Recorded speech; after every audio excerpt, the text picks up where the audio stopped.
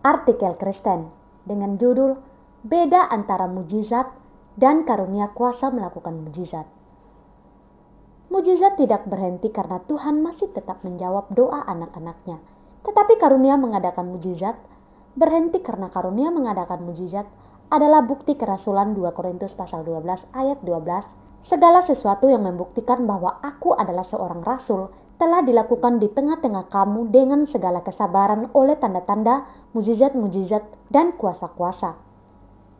Sesuatu yang membuktikan bahwa seseorang itu rasul logisnya ialah tidak dimiliki non-rasul.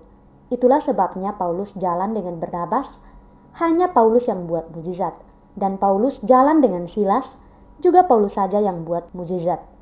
Silas tidak boleh melihat bahwa sapu tangan Paulus bisa menyembuhkan orang sakit lalu berdoa agar sapu tangannya juga bisa seperti itu. Tuhan memilih Paulus sebagai rasul sedangkan Silas hanya pemberita Injil biasa, bukan rasul. Dan coba baca Kisah Para Rasul pasal 2 ayat 43, pasal 5 ayat 12, hanya rasul yang buat mujizat. Alasan Tuhan memberikan rasul kuasa sedemikian besar ialah karena Tuhan sedang memakai mereka mengajar orang kontemporer dan menulis untuk kita. Semua pengajaran rasul adalah firman Tuhan. Inilah yang menjadi dasar diterimanya 27 kitab Perjanjian Baru sebagai firman Tuhan. Kalau orang-orang kontemporer tidak percaya perkataan para rasul, maka tidak ada kekristenan dan kita tidak ada kitab Perjanjian Baru. Alkitab hanya mencatat 2 orang, yaitu Stefanus dan Filipus, non-rasul, yang dikatakan oleh mereka banyak mujizat terjadi namun tidak disebutkan jenis mujizatnya. Menafsirkan ayat Alkitab dengan tidak saling bertentangan tentu harus menafsirkan bahwa oleh doa mereka banyak mujizat terjadi karena Tuhan menjawab doa mereka, bukan karena mereka diberi kuasa melakukan mujizat.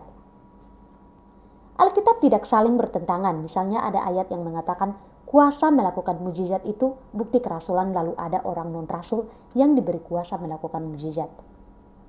Hari ini Tuhan tidak ada kepentingan memberikan seseorang kuasa melakukan mujizat karena tidak ada keperluan ada pribadi yang ditinggikan seperti rasul. Lagi pula Tuhan sudah katakan bahwa itu akan dilakukan oleh para mesias palsu dan nabi palsu. Tetapi hari ini Tuhan masih menjawab doa dengan mujizat seperti yang terjadi pada Stefanus dan Filipus, namun tentu dengan cara yang tidak mencolok agar tidak ada orang yang ditinggikan dari kejadian itu.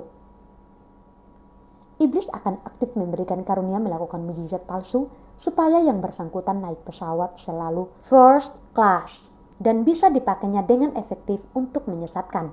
Sekali lagi kami percaya Tuhan masih menjawab doa dengan mujizat, namun tidak dengan cara mencolok yang bisa membuat seseorang dikultuskan. Dan kami yakin iblis berusaha keras memperkenalkan, mempopulerkan orang yang diberinya kuasa melakukan mujizat dengan membajak nama Yesus.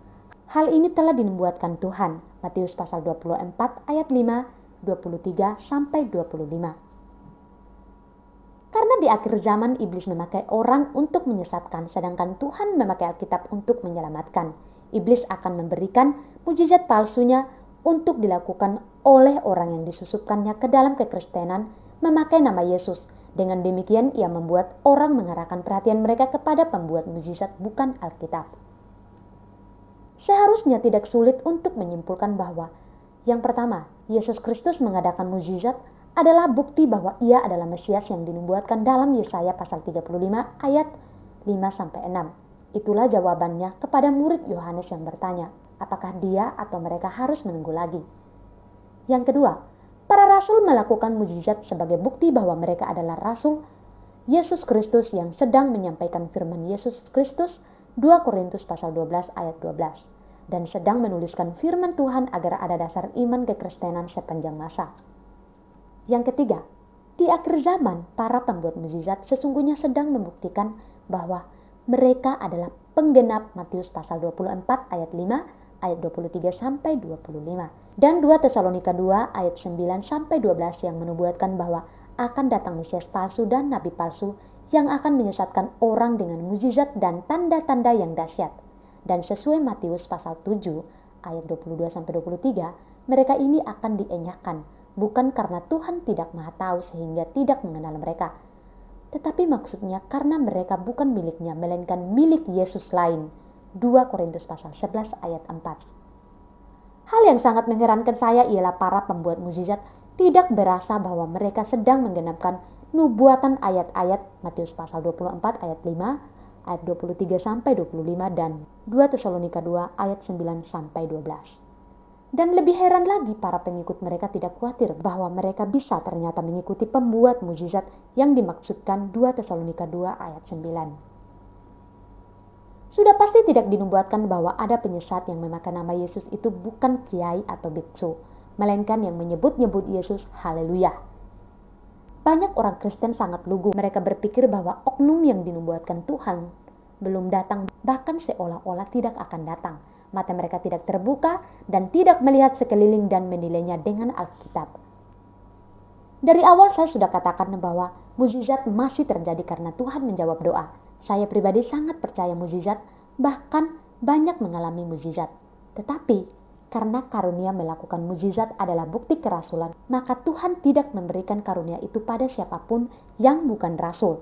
Dan Tuhan katakan bahwa akan datang penyesat yang membajak namanya dan akan menyesatkan banyak orang dengan mukjizat. Camkanlah dan renungkanlah.